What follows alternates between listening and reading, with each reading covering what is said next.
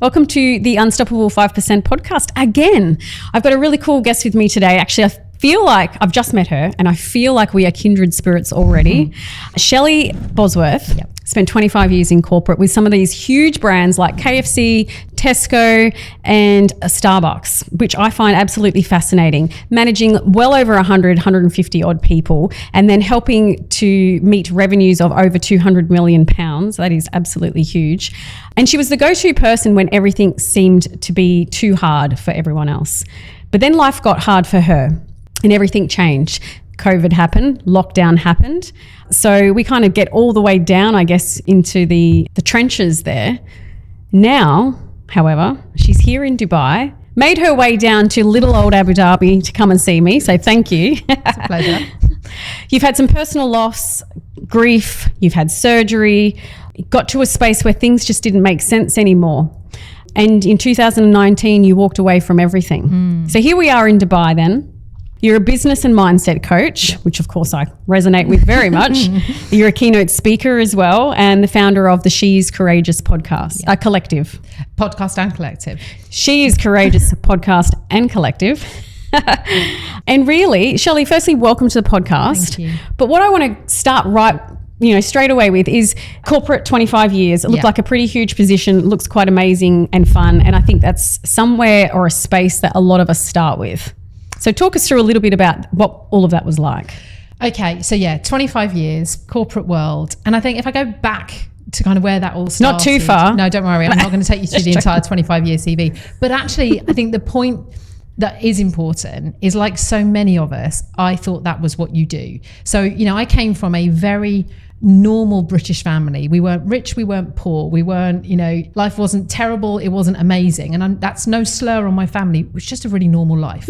And I was told, work hard at school, do well in your exams, go get a good job. That's what you do. And you go buy a house and you pay off your mortgage and you have a nice benefits package and you have a good pension. And so that's really what I did. Now, in there, I was the eldest of 4 girls. I always had a bit more ambition and drive. I just wanted more. I was a dreamer, if you like. So there was definitely a list of material things, which I think very much helped that drive in the corporate world. Yeah. And I went off into corporate space at 19 years of age and I worked my butt off. And I climbed the ladder. In what space? So I started in retail. So my very first full job after Saturday jobs and that you have when you're a kid. After the babysitting. Yeah. Well, babysitting, working in the local bakers, all that paper round, all those things. People are like, what's a paper round? I actually started at Harrods in Knightsbridge in the UK. Fancy. Yeah. Was fancy. That's a whole podcast episode on its own. But I spent 2 years there and I very much grew up. So as a person, I grew up because there I was, central London. Yeah. I was exposed to a life I'd never even imagined for myself. Good. But yes and no. Okay. There's definitely, I think that's when you first start to go, okay, maybe all these things I thought I wanted aren't quite what I thought they would be. Not that I had them at this stage, but I was certainly watching people around me. But also I was exposed very quickly to the politics of the corporate world. And I was young. So long story short, because I won't go into that too much, but I think because I was young, relatively naive, and I didn't know how to handle it, I just left instead. So what I did... What didn't you know what to handle though? Like the politics. I mean, again, without kind of going into the story of Harrods, it was a very different place to start a career. And this was back in 1995, 6, God age. Yeah, 1996. And, the world was a different place then. So there was very much a male-female piece going on there. A lot of the women in Harrods were known as the girls. Let's just say, let's leave that one there. And I was a strong character starting to grow and evolve. So I left Harrods and went from the sublime to the extreme because I went to high street retail from there. Right. And I worked through high street retail. Then I moved into hospitality, food and beverage. Hang on, I just did go. Sorry. Go what is high street retail? You say that to me like I should know what it is. And I'm like, I really can sit good here point. and nod, but I don't know. Do you know what? Okay, so in the UK, and I'm very conscious, we're talking to Dubai. You're from Australia, although you may have heard Woolworths. Are you familiar with Woolworths brand? I worked at Woolworths. Okay, right. So Woolworths in the UK was a staple high street brand. So I literally went from the sublime to the extreme. So I went from probably the most famous department store in kind of the world, really, definitely. at that point, alongside, your Macy's and things, to Woolworths, which was one of the most successful high street brands at that time, but it was kind of, high end to what was seen as relatively low end. Yes. But I learnt my trade. And what I mean by that is I learned everything about retailing, operations, and people. And that is where it all really started for me, because what I realized was I was really good at leading teams. And I had to grow again, another level of growing up, because I was promoted very quickly in Woolworths. I ran their flagship store in central London at quite a young age. I was the youngest store manager in the country, with teams of people that in the main were older than me, other than the weekend kids. Everyone else around me was older. So again, it was a real kind of development moment for me, because I needed to be even more mature than I was. And I thought I was relatively mature, but don't we all? I had people like, who do you think you are? You're young enough to be my daughter. But I did learn the skills of people management there. I had a barista work for me once in my coffee shop in Sunshine Coast, Australia. Yeah. Anyway, she was moving out into photography world. Right. And she said, I've been offered a job at a gallery to do, but she goes, the pay's really bad. So I don't know if I should take it. And I said to her, yeah, but think of all the experience and lessons and learning you're going to get. And said, sometimes when you take a job, it's not about the money. Sometimes it's about the experience, the knowledge, and the skills that you learn, and then you can level up a lot faster, and then maybe you can ask for a pay rise or move somewhere else where you're going to get paid the numbers that you want. Which then leads me to ask you this: what is a good leader? Because you said, in Woolies, that's where you learnt the processes and systems. You were operational, and I feel like confidence, because you're a confident woman, has a bit to do with it. Because you've got, the gusto to get in there and give things a go, right? Yes. And you're proactive, and you've got initiative and all those kind of qualities. But that, for you, by the sounds of it, is where you start to take off into some of these exciting career. Yeah, because you realise very quickly you can't do it all. So, and that's part of the success of my career, but also one of the challenges, and it still plays out now. There's a wonderful phrase, jack of all trades, master of nothing. That's me. Right. This is why we're kindred spirits, because I've built my career on that. And it has been seen as a bad thing, but I see it as a great strength. It can also play against me. There's another saying, actually, that just comes to me. I can remember a boss saying this to me, a long time ago. Every strength overplayed can become your biggest opportunity, Shelley. And so I was very good at getting my hands dirty, so to speak, but leading from the front. But you also realize you can't do it all yourself. Yeah. And what I also then realized was telling people to do something because I needed them to wasn't going to get things done. Actually, that's where I learned the skill of bringing people on the journey with me, understanding what made them tick, and more than that, realizing that just because I worked a certain way or I saw things a certain way didn't mean everybody did. And so that was where I really started to learn the true skill of humans, and that is we can't do it alone, and actually people will come with you much more easily if you take the time to understand them. And so what I was really good at was seeing what other people's strengths and skills were and playing to them. So I'm a big believer in self-development, and sorry to jump a bit, but actually, to this day, so much of my work I do now, but the reason I was good at what I did was I didn't spend all my time trying to get someone to get better at something that actually didn't come very naturally to them. I'm much more about, let's find out what your strengths are and let's play to that. Now, what age are you discovering this? Because I can tell you what, I've discovered a lot of that these days, but not early in my career, absolutely not. So I was a store manager at 23 years of age. Was I discovering this? Yes. Did I really actively know it at the time? No. Okay. So I think that what I had, certainly in that period of time, for that 5-year period through Woolworths into Tesco, I was realising all the time there was something here that if I just nailed that, things would be easier for me, for them, for everybody, and we'd get even better business results. That's the key there, though. You just said that, the business results. Yes. Like, everything you've just said, like I said, for me, I was probably way too old before I learned how to lead better, but, that's part of the journey. But I think it's an important lesson to share with people now that are navigating, new hires or growing their business right now, because leadership is so important. There is many different, techniques based on personality and also what you've been exposed to previously. Like me in the army, I was like, right, because that's what you learned. That's what was set out as good. Yes. Yeah. And of course, that didn't work so well when I then moved into business, and I learnt that place. very fast. But it's a good lesson to pass on. 100%. Like if you can, look in first and go, what am I not doing right? Or how can I be better? And I think you've just given some good lessons. I think self-awareness is the key to everything. And that's really easy to say. And I am still learning about me now. And I still have default behaviors that don't always work. Okay. So like here I am 25, 30 years down the line, hit the ripe old age of 50, and I'm still working this stuff out.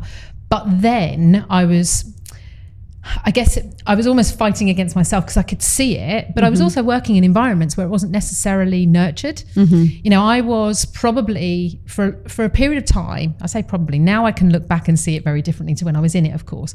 But you use that word leadership. I was leading at a time when the world was managing.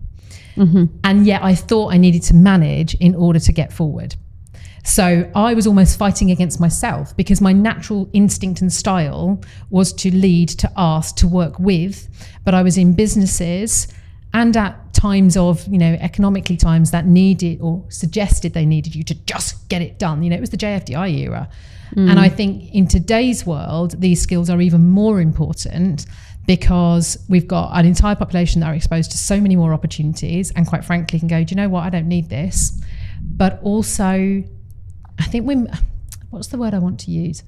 I feel like there's generally a desire to be more purpose-led as well. So, no one likes being told what to do, quite frankly. It takes us right back to being kids and being told by our parents.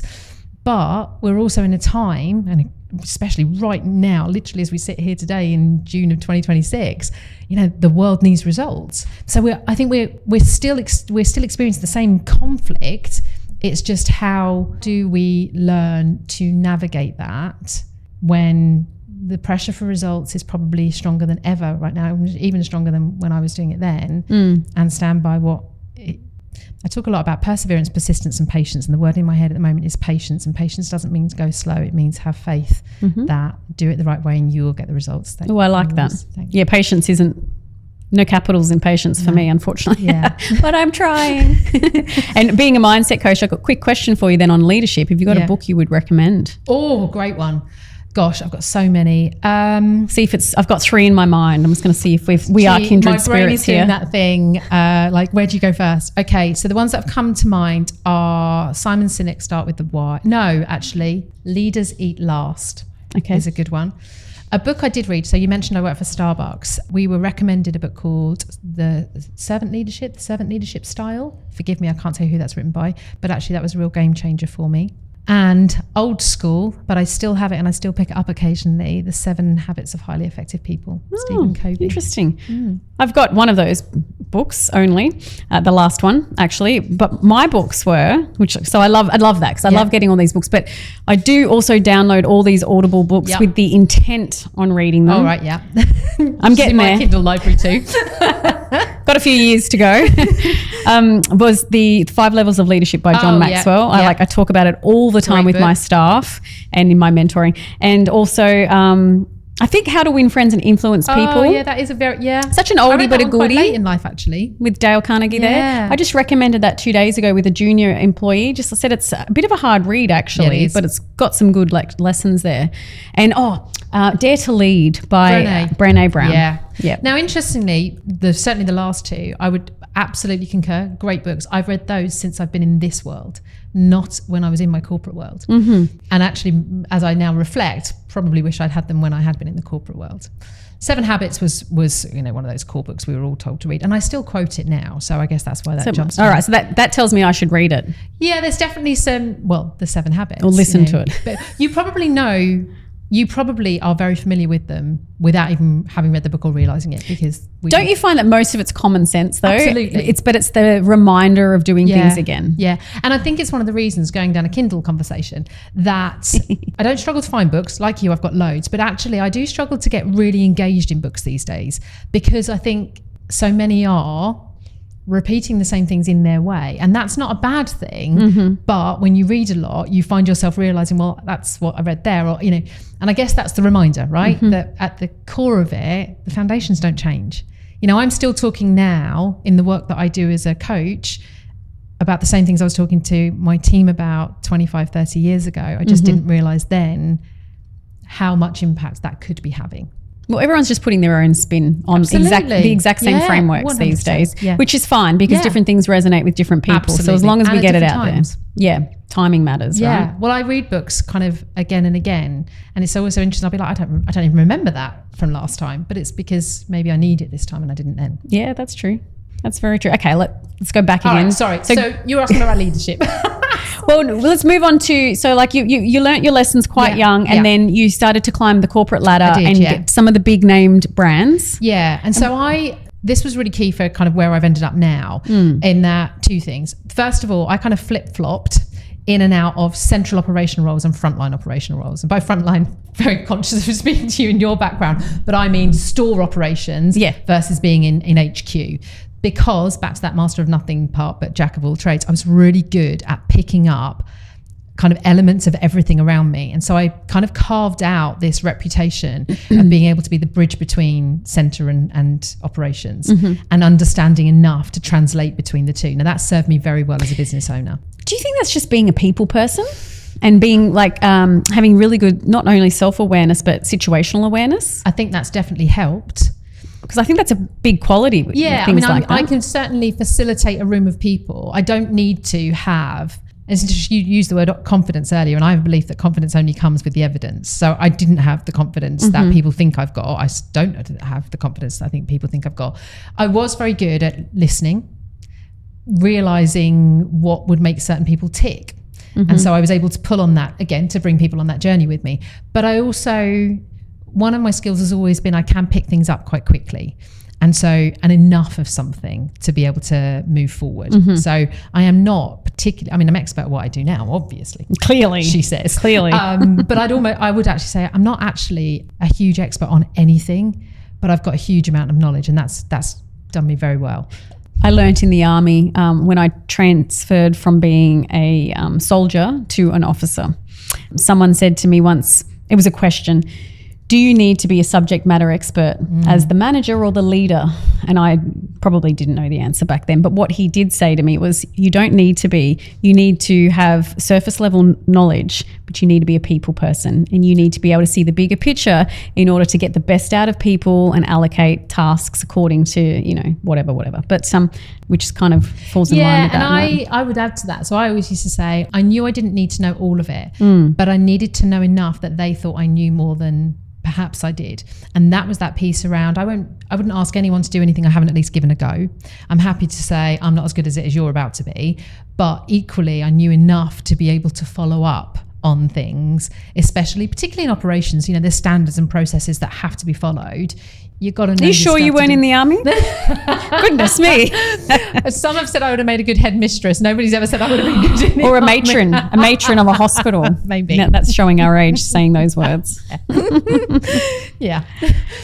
So, apologies, I've lost off. We're all over the shop. This is fabulous. We're having a great conversation. It's like a badminton game. So you're in Tesco. Yeah, and I moved through and I flipped into hospitality, and everything was being quite organic with my career. But I guess if you fast forward through, and I was kind of flip-flopping, as I say, central operations. And I think what's important is I didn't leave the corporate world because I was unhappy. I had continued to climb. I was getting to a bit of a place where So what kind of level were you sitting at here? So my last role in corporate, so as we're in 2019, in 2015, I joined a business in the UK. It was a holiday business. So I kind of flipped a little bit. I went into the holiday world, but in food and beverage, which had become my core business. And I worked for a caravan park business called Haven. And I was responsible for all of their bars and restaurants across the UK. So I was living my best life. Taste testing? Right. Traveling. Honestly. Restaurants, bars, taste testing, drinking, seaside. And I essentially had a bit of a blank piece of paper when I first went in. So there was a small team. We were put together to really sort this business out. And it was brilliant. It was bonkers, but it was brilliant. But I was also heading towards 40. I'd met my now husband. We were getting married. So, life was moving into its next chapter. But I was living my best life. I was really, and I'd got the house, the car, the car, the handbags, the shoes, the holidays, I tick, tick, tick, tick, tick. And then my husband's father was diagnosed with early onset Alzheimer's. He was 63 when he was diagnosed, and he deteriorated very quickly. So we went through, so this was 2015. He passed away in 2018. And in that period of time, I had a health scare. So you mentioned surgery. I had a thyroid health scare. All was okay, but had to have major surgery. And my father-in-law was, disappearing before our eyes. And I'd turned 40. So I was in this, what are we doing? Where are we going? I've achieved huge amount and I'm not unhappy, but this can't be it. I've got a long way to go yet, I hope. And I think you're questioning your mortality as well when you watch that happen. Sure. So as I said, my father-in-law passed away in 2018. And then 9 months later, my mother-in-law was diagnosed with terminal cancer. Oh, gosh. And she passed within 11 weeks. So we lost both of them in less than a year, literally 1 week before the anniversary of my father-in-law. That was the turning point.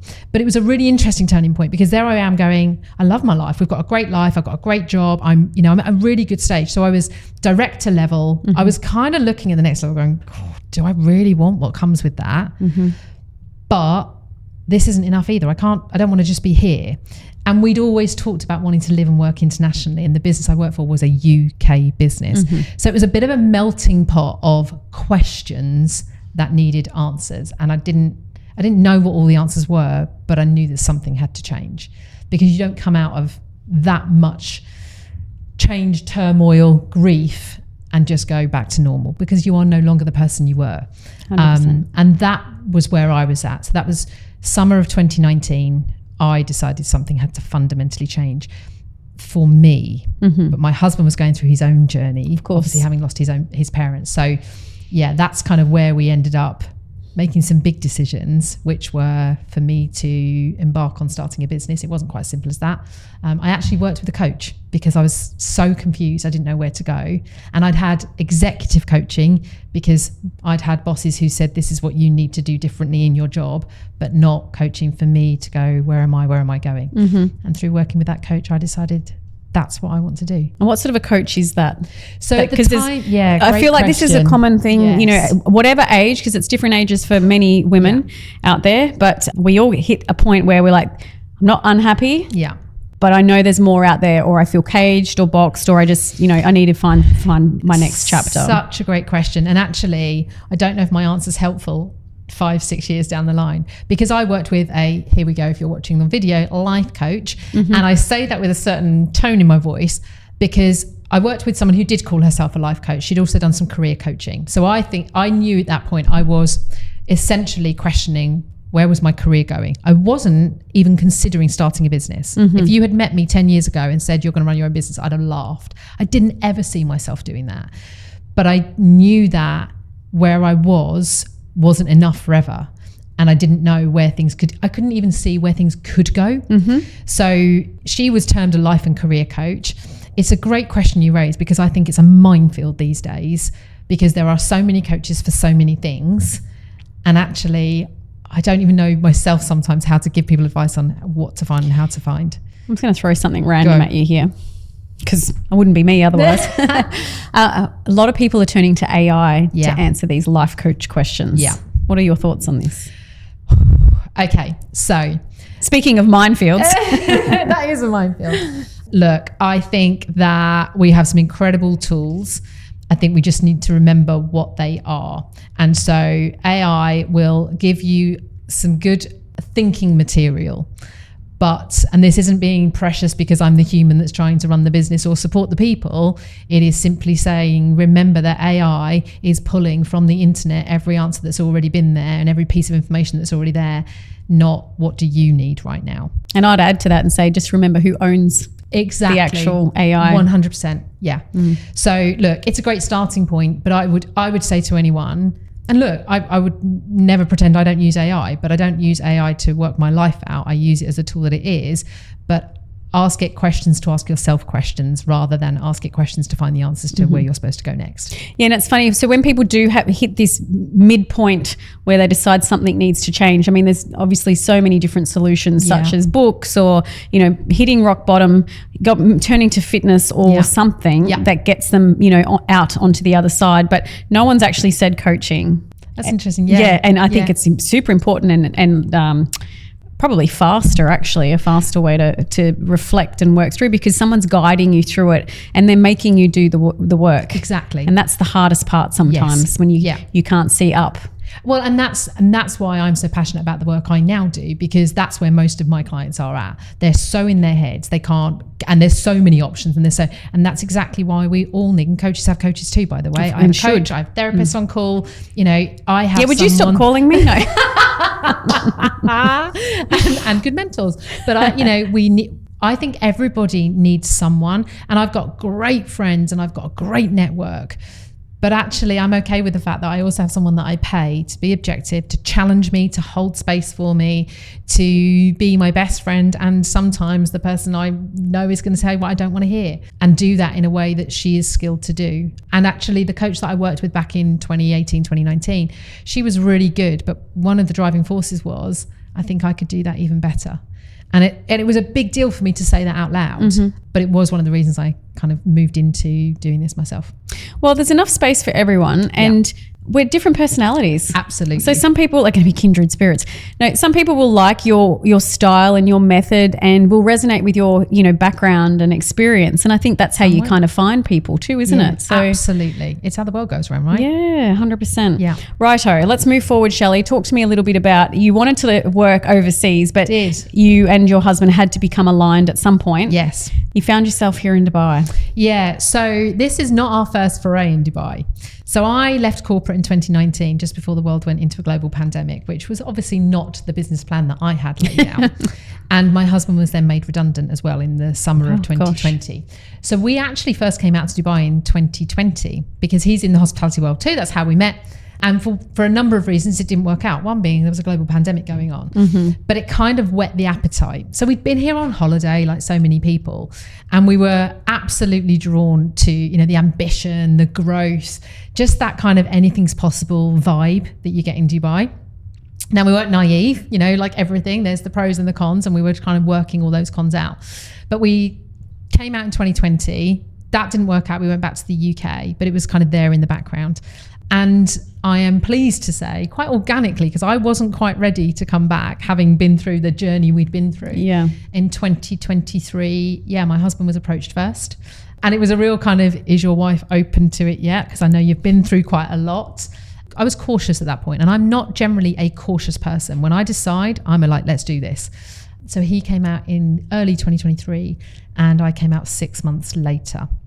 And I had that 6 months to kind of prepare, deal with the UK business that I'd built. Now, by deal with that, I mean, see what could come with me. What did you build? So I'd built a coaching practice by that point. So I'd built it in COVID, completely online. I was working predominantly one-to-one. I'd run a few programs at that stage, and things had very organically evolved. So I'd started thinking that, of course, what I will do is help corporate women who want to come out of the corporate space make the decisions they need to. Women of 40 who've kind of hit basically versions of me, because that's what most of us do. That's what we do, right? Yep.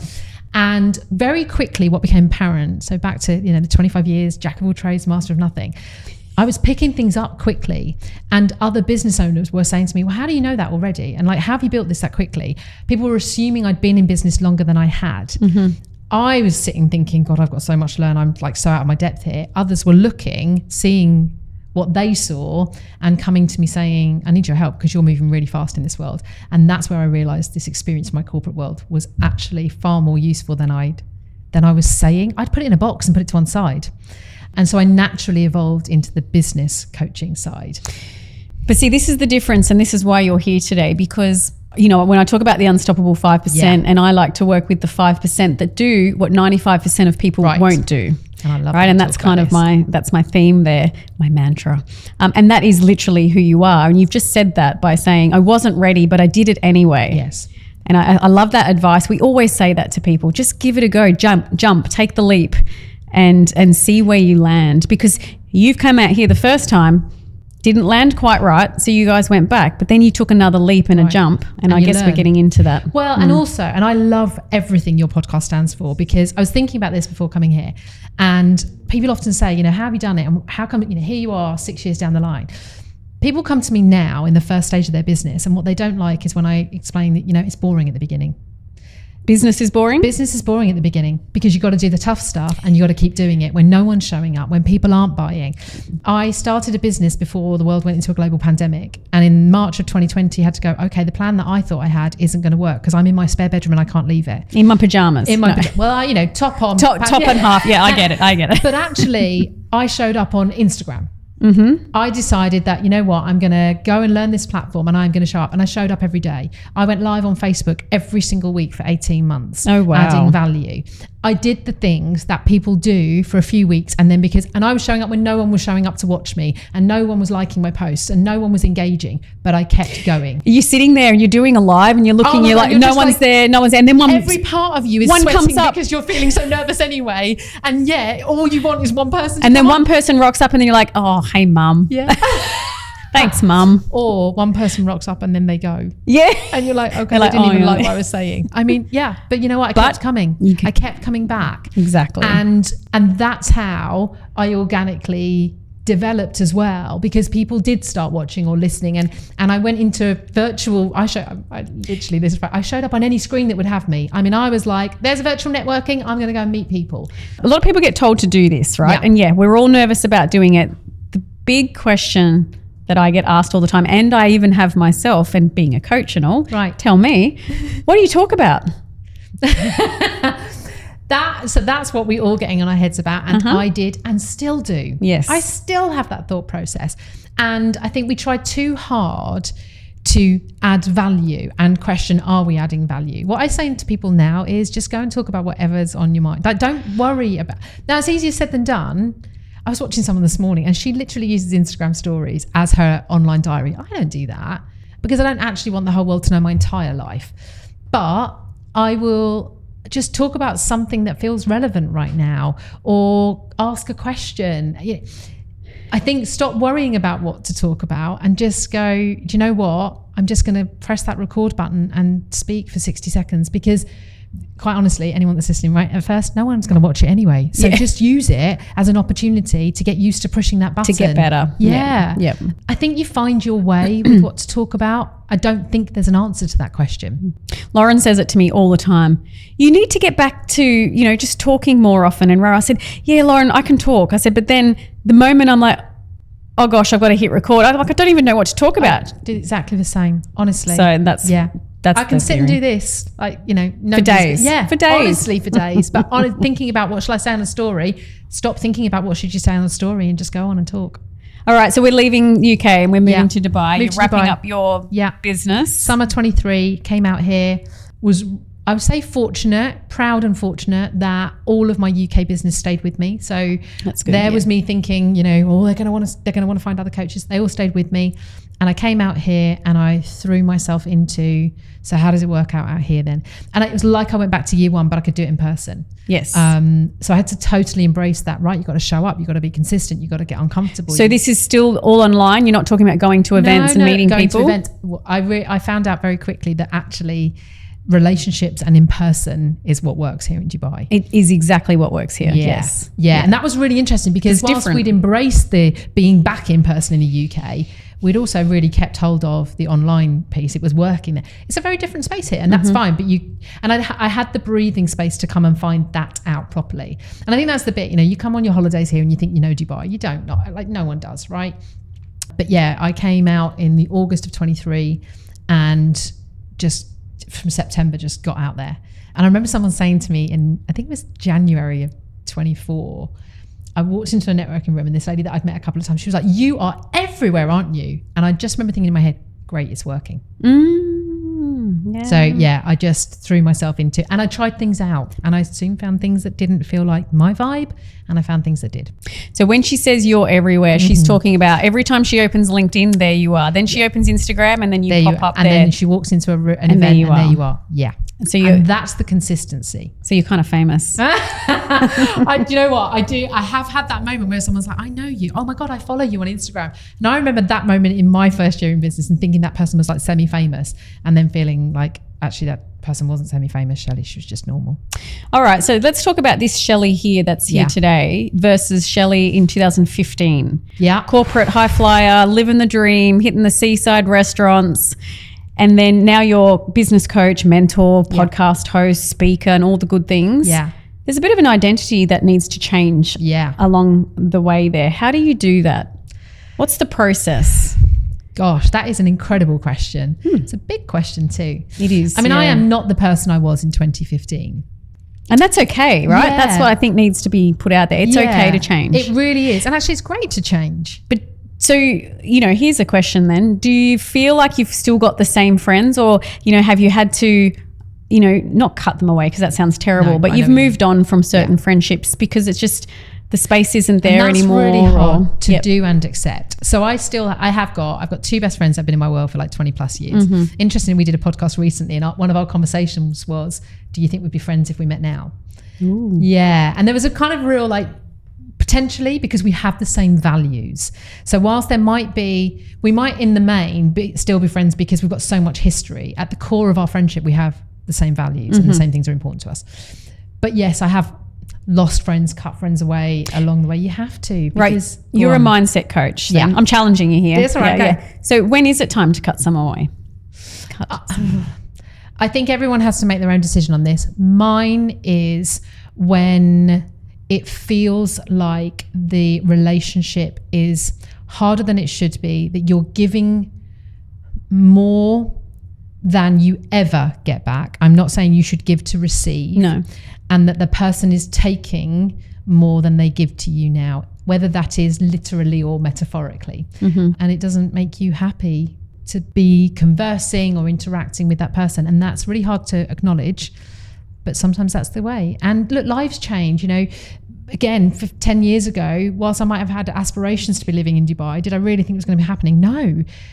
I live in a different country. I live a different life. I've chosen not to have children. I've chosen to build a business. Some of the people that I've lost along the way or have stepped away along the way are living very different lives. And that doesn't mean I don't care about them. And if I heard something I wouldn't reach out. There are very few people where I've gone like, we have no contact at all. We've just naturally gone in our own directions, and that's okay. Are you a good friend? I think so. Yeah. What makes a good friend? Being there when someone needs you, whenever they need you. So, any of those people, if they needed me, I would still be here if they reached out now. I don't think there's anyone that I'd say that's not the case with. And you'll get the truth from me. Honest. Yeah. I've got a question for you. Yeah. It goes back to one of my old podcast episodes, like maybe not 18 or 20 or whatever. And it's about being lonely. Because when we do hit this age of transition, whatever that is. Is there an age? Because I'm in a period of transition, I think. It's bigger than a season. Yeah. Okay. Sorry, go. But you hit this age or time and you move countries. Yes. Or you change identities and things like that. What happens, and I hear this a lot, it's very lonely. Even when I came here, I've got friends all around, but they're busy. And they're like, reach out anytime, but you don't feel like you want to annoy them and things. So then burden. I remember finding myself maybe 18 months ago, I was like, gosh, I feel really lonely. I'm not unhappy, but I'm lonely. Yeah. So for many people that are out there that are feeling like that, now you've moved to a new country like myself. How do you make friends in the golden years? So first of all, I resonate with everything you just said. And about 18 months ago, I went through a similar piece. Oh, why didn't you call me? I should have called you. But I remember saying to my husband, I feel lonely. Yes. And I tell you what I realised expats will realise that, understand this. I'd moved countries, the world I'd left, that first 6 months, everyone wants to know everything, right? There's lots of contact, but they were all moving on as they will. And I hadn't found my people here. And perhaps I hadn't tried hard enough to find my people. I'd gone full pelt at business and becoming known as Shelley, the business mindset coach, but not full pelt at becoming known for Shelley. And whilst they're not fundamentally different, they are a little bit different. And they're not different people, but the intention when you're out and about is different. I think my answer to that is you have to get over yourself and actually start talking to people. And that is what I did. So I started going into these events, and rather than going into the events because I want my profile as Shelley Business Mindset Coach to be known, I went in and just approached even more getting to know people on a personal. I stopped asking what you do for a living and just asked more about people's stories. And guess what? Found some friends. I had to admit that, it's time to make some new friends. And that's bloody hard when you're in your late 40s. Yeah. But yeah, I had to get over myself as well and put myself in uncomfortable situations and be the first to start a conversation. And I think I know how to do that, but it's a different mindset when you're coming in from a vulnerable position of, actually, I'm looking for friends, not, hey, I'm here intentionally thinking about my business. And I'm not someone that walks into a room and pitches my business. So I do that all through relationship building, but it's still different. But you just got to get over yourself. If you don't like the wording, that's okay, because we've all got different approaches. But I do think you just have to admit it, and then the only person that can do something about it is you. Have a go. Yeah. I remember going to an event back in Brisbane once. I was trying to, we were standing up Sisterhood Collective at the time, and my business partners are in different countries, right? Sorry, not countries, different states. So I'm like, I'm all by myself again. Off I go, and I need, to get Be Real and content, and I need to network. So off I, trot. There's a room full of like 100 women, and I walk in there, and I'm like, in the first event I went to, I sat by the food, grabbed myself a little quiche, and I called Mum. I said, hi, Mum, I'm Nigel No Mates, sitting here with a quiche. And, and then when the workshop and all the conversations started, I started to meet people. So I go back to this event a few months later, different event. I walk in, and this time I just walked up to a bunch of women, so the second go, and said, hi, ladies, I don't really know anyone. Could I hang out with you? And they're like, of course. And they're like, what's your name? And then it just, the conversation starts. And then, you go to another event and you see them again. So you sit with them, but then more people get bought in and pulled in. So I feel like these networking events kind of, it doesn't matter what your purpose is so much, because it can be business, but it can also be personal. And I think that's, that's okay. And it's okay to go by yourself and stand with a quiche in your mouth in the corner and call Mum. And you know what? And I've done that too. But also it shows you what you're capable of when you do that. Like, I remember coming out of some of those and being really proud of myself because, there was a voice in my head that was like, I don't want to go to this. Like, it'd be easy just to stay home. It's fine. I've got my husband. It's, I don't need more. I've got friends. I don't need more friends. I did need more friends. This isn't a call out for friends, by the way, but we all need people. Yeah. And I think I'd add to that, like, once you start that process, it's also pushing yourself out of the comfort zone of then saying, do you fancy going for a coffee, or do you fancy like that next bit of follow up? Because other people are just as nervous as you are. We're all just scared little girls wanting to be liked. I know, people pleasers in us as well. Yeah. Okay, so where were we? Oh yes, the identity rebuild is what I was kind of talking about. Yeah, you asked a brilliant question. I don't think I answered it, so I do apologise. I think you asked, how do you do that? And I think, what's the journey? Well, I think the journey is, I got two answers to it. Typical Shelley. There's a bit about knowing where you're trying to get to. There's that whole, in the coaching world, we all talk about, who do you need to become in order to achieve the things you want to achieve? And I think we always know the answer to that. But I am very clear about like future goals, and I am very clear about how I want to be seen, even if I don't always feel that I am. So I think you do have to, this is a Stephen Covey, begin with the end in mind. You do have to have some idea of what are you trying to achieve? And I don't just mean goals, like what are you trying to achieve in your life, i.e. who do you want to be in your life? What kind of life do you want to live? And then I work back from that. So I do, I believe in self-development, but not because I need another course or another qualification, because I'm always thinking about, am I happy? Do I believe I'm being the best I can be for me as well as for everyone else around me? Yeah. And so that journey, as you called it, has been that constant check-in with myself. Am I happy with how I'm behaving, how I'm moving, where we're going, and actually do I still know where I'm going? Because that's changed over the years too. I did a session with a very good friend of mine who's a psychologist in a mastermind that I ran, and it was called identity mapping. Right. And then I used it in my own mentoring. So I'm like, oh my God, this is fabulous. Because I actually noticed that people were struggling. I was working with a military vet at the time, and he was struggling with his identity. And I said, oh, let's see if this works for you. And then he went off to his psychologist and went through it all, but I just touched on it. But it's one of those things where you sit there and go, well, who am I? Am I the soldier? Or I'm the mother, I'm the soldier, I'm the business person, I'm the athlete, or whatever. And I think it's okay to identify with several things because you are those things. Yes. But it's also okay to say, I may have been those but I'm not. But I'm not now. Let it go. Yeah. And I think certainly you use that word transition. I think in this 40s to 50s, there's so much great stuff, and we're getting, the messaging around 40s and 50s is the most positive it's ever been. But I do think so many of us and so many women I work with are holding on to old identities or trying to get back to. So, we come through, I don't have children, but I know a lot of women who in their 40s, the kids are now of an age where they're going off. And so they're almost telling themselves now they've got to be the woman that they were before. And that's... But you're not. No, and you never will be. And that's... I used to be fun, and now look at me. I'm boring and serious. More fun than you've ever been, I'm sure. No, but it is that piece around who have I been, who am I, who do I want to be? And I don't think we give ourselves permission to even imagine who we want to be, because then it opens up, okay, what do I do with that? And I think we stay lost if we don't sit there and acknowledge it. Yeah. So tip to you guys, get out there and do the identity thing, write down. Really great. Who are you?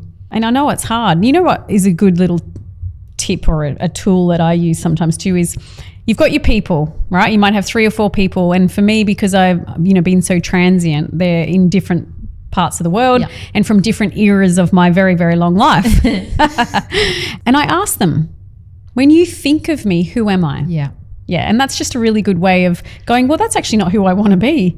Absolutely. I want to change that opinion and that idea and that thought. Or it could be, because I'm lost a little bit, I'm like, that's right. That's what I do love. That's who I want to be. And it helps you come back to that, I guess. You can also be very pleasantly surprising, because other people will always describe you in a way you would never describe yourself. Oh, I know. And, and I'm 6 foot tall, but you might not think that. Definitely was thinking that. But I think it can be so pleasantly surprising, and that can be, people will bang on about you shouldn't be looking for external validation. That's not external validation. Sometimes that's just, we all need a little bit of a reminder. All right, tell us about your business here and what's working for you and what do you do? How do you help people? So who's your target audience? Oh, well, it's so interesting because I was having a conversation about niching this week. Now, me too. Oh, all right. Well, okay. This is where this interesting is because I kind of repel against the word niche. Reason being, I think it's become more of an obstacle than it ever should have been. Everyone's like the riches are in the niches, as the Americans say. Yeah. But equally, you've got to niche down. And this is not meant as an arrogant statement. I'm my niche because to the point we made, we all do things our way, right? So I don't work with a particular industry. I don't sit here and say I only work with women over the age of 40. What I say really, I think is simple, is I help women get out of their heads so that they get out of their own way and they achieve the things that they want to achieve. Now that's very broad. Predominantly I work with founders. I work with a lot of founders who are a certain way in on their business. They've got a certain level of success, whatever that means to them. Lots of them are starting to grow teams. So my background of big businesses, big teams really comes into play. But because they haven't led teams before, they're getting right in their own heads about what that looks like.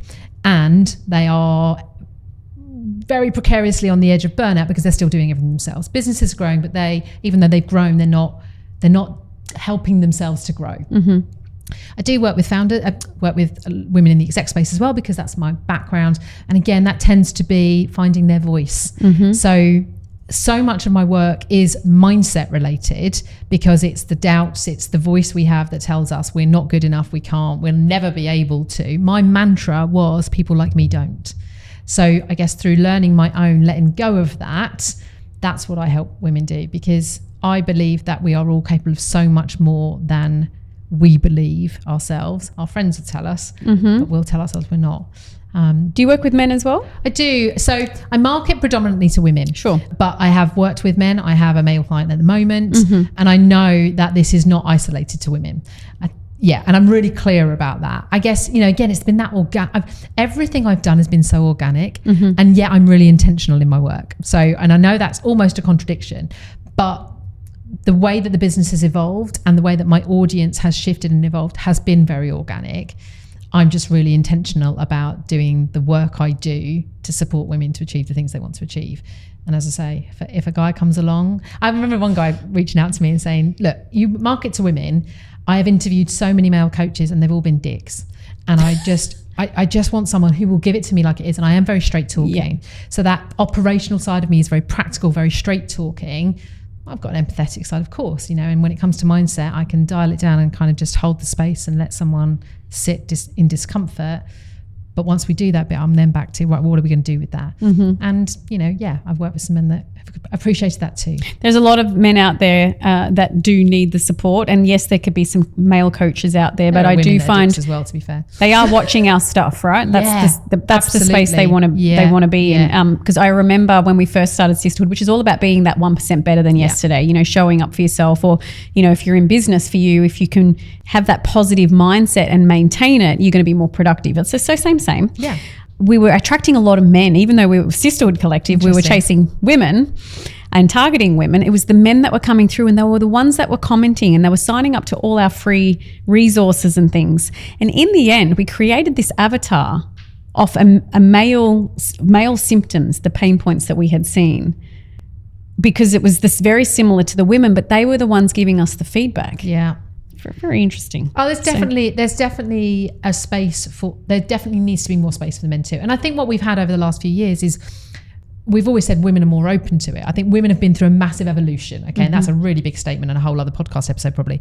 But we're experiencing more opportunities. We want to step into those opportunities, but we've also got centuries of societal conditioning. And I think that's where the work has naturally evolved for me. And of course, I am a woman. So I like we said, so much of my work is with women who are previous versions of me. And it's, I don't, of course I work hard at marketing and things, but I've also had a very organic flow of people come towards me. Sometimes making the change, changing in life or transitioning or whatever, it comes, it's a lot of courage that you got to take there, but sometimes it comes at a cost. Yeah. Has any of that happened to you? What cost? Yeah, I think the first cost is looking at your relationships, as you said. I think change, look, the biggest, I talk about courage a lot, because change is the scariest thing that we ever face into, because actually it's exactly what the word is. It's change, and we are comfortable. Even if it's not working for us, known is always more comfortable. So I think the cost of change is you have to let go and could lose things along the way, whether that's literally people or parts of your identity, or a way that's been very safe for you to live, operate, be.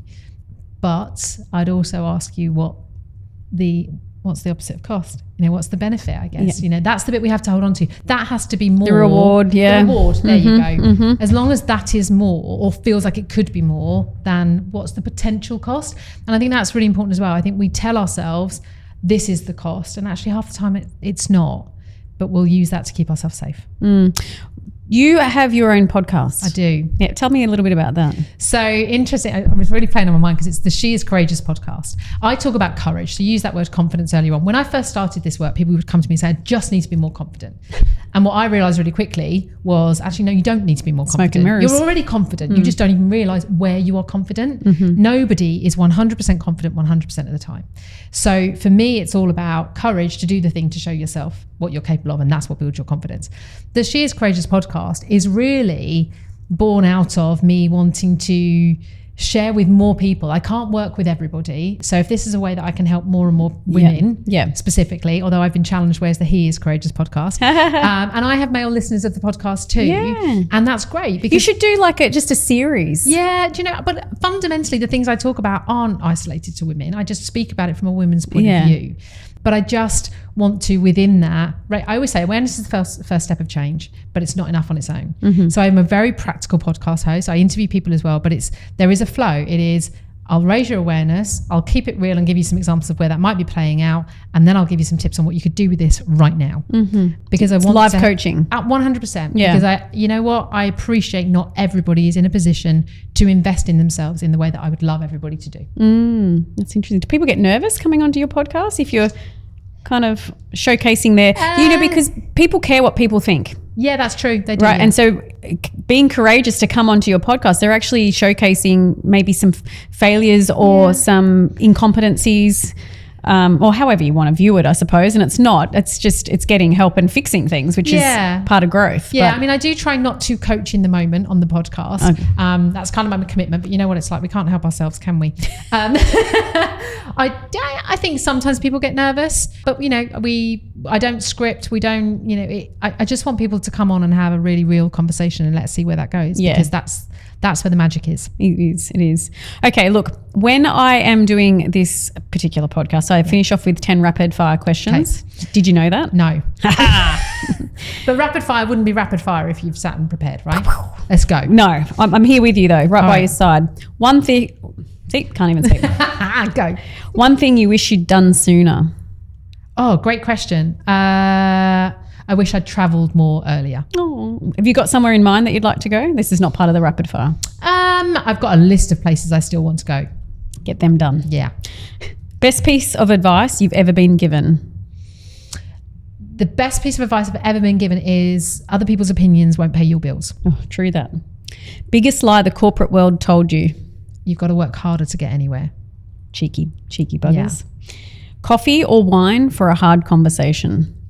Wine. Red or white? Oh, white or rosé? A rosé. Yeah. The head can't take the red anymore. It's a Dubai. Yeah. Is it a UK thing as well? Because I know rosé's not huge. Wasn't huge in Australia back when I started, but over here it's everywhere. It's huge here. It was so when I was, and leaving it feels like UK, it's the British women. Yeah, it's your fault. It was definitely growing in popularity in the UK when I was leaving. Okay, so there we go. Yeah. What do you know now that your 35-year-old self desperately needed to hear? You're more capable than you realise. Yeah. The moment you were most terrified but did it anyway? Leaving corporate. Yeah, definitely. One word that describes your first year of business? Roller coaster. I mean, I could say COVID because that was my first year of business, but I'm going to go with roller coaster. And do you mean that by emotions as well? I do. Well, I mean predominantly emotions and mindset and all of it, because. Can I add a caveat to this question? Go. Did you ever try to talk yourself out of the business? Yes. Do you want more? Keep going. Oh yeah. Well, look, January 2020, I was like, new year, new decade, here we go. I'm so ready for this. March 2020, oh my God, what have I done? I reached out straight away. One of the first things I did in March 2020 was reach out to my old boss. And I, to this day, am thankful to him for saying, don't give up, it's not over yet. Oh, that's beautiful. Yeah. And I still speak to him, but in that moment, I was like, I've just made the biggest mistake of my life. Because the security of course. Was, which we all know isn't there, but I definitely wobbled in that March into April. And it happens, doesn't it? Yeah. What's the thing people always get wrong about courage? Oh, that they don't have it. Who's in your 5%? Oh, great question. Yeah. Oh. There. Do you know what? Oh my God, I don't know the answer. Who's in my 5%? It's not a test, so you've I know, got time. But I'm like now, like my head, I like know. my brain. I've got a load of names of people in my world who, they've been consistent and they've kept going. So I've not got big names going on, which, I think is a great thing, right? I feel like I want to tag a load. I feel like I'm on an Instagram. I'm on that Instagram story and I don't know what to say. I'm literally, I love it. Do you know what? Actually, I'm going to give you a bigger name. Sorry, because I've got so many people. Like, there's a bunch of people in my world right now. And they know who they are. They know who they are. Thank you for helping me out there. I really appreciate that. What I would say is, if I talk about a bigger name, Denise Duffield-Thomas. Because actually she talks a lot about how she sends an email every single week and has done for the last 15 years. And she's big now, but to her email list that she's worked on growing. Sure. But she was showing up in those events back 15 years ago before we had social media. And it's that piece. So for me, this whole 5% is those of us that are in that 5% are the ones that have nailed the consistency, the boring consistency. Mm-hmm. And she is a really great example of that. She's been running her money boot camp for like 12 years. And yes, there's thousands of people in it now, but she'll always remind you that there was, two people in the She first didn't start there. Yeah. Exactly. Yeah, that's fabulous. So what's next for Shelley Bosworth? I love how you smile when you're like the future. Yeah, do you know what? Actually, I do have a smile on my face for that because, so I'm in year 4 of being here in Dubai and I've learned so much about life and business in Dubai and myself through that process of, expat life. It's the first time I've ever lived in another country. Our big life goal is to live in Italy. So we'll be neighbours maybe. Oh, keep going. So for me, the next chapter of Shelley Bosworth coaching is simplification. So I let things get a little complicated over the last couple of years in the essence of trying everything, but I want to really kind of pull back to what I love and really start working on the time. So that big goal of Italy has been this big goal, but we've never aligned a timeline to it. And we are in conversations, I should say, around that timeline, which enables me to get really clear about, okay, so what do I need to make happen? Reverse engineer the plan, right? Yeah. Yeah. So the next chapter is simplify and reverse engineer to the next big goal. Okay. In your opinion, what is the one thing that separates the people who keep going from those that quit?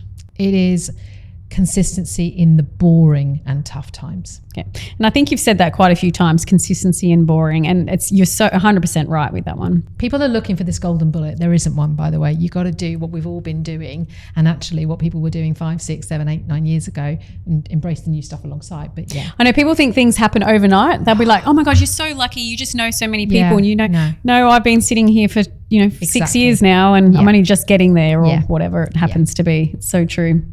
Well, this has been such a cool conversation. Thank you. I knew we'd hit it off. If anyone wants to go find more about Shelley Bosworth, obviously they'll be in the show notes, of course, but you can find her at shellybosworthofficial.com. Yes. You can follow her on Instagram. By the sounds of things, she's on all the platforms because you told us about the consistency. Instagram's my favourite place. That's where you'll find me the most. Instagram at shellybosworth.official. And if you're a woman in business or you're making some sort of transition in life and you need some support, of course, she's chomping at the bit to help you out. So go check out the She's Courageous Collective podcast, and you probably get some good conversations on there as well. If this episode has hit home, please share, like, subscribe, do all the good things for us. And otherwise, I'll see you at the next episode.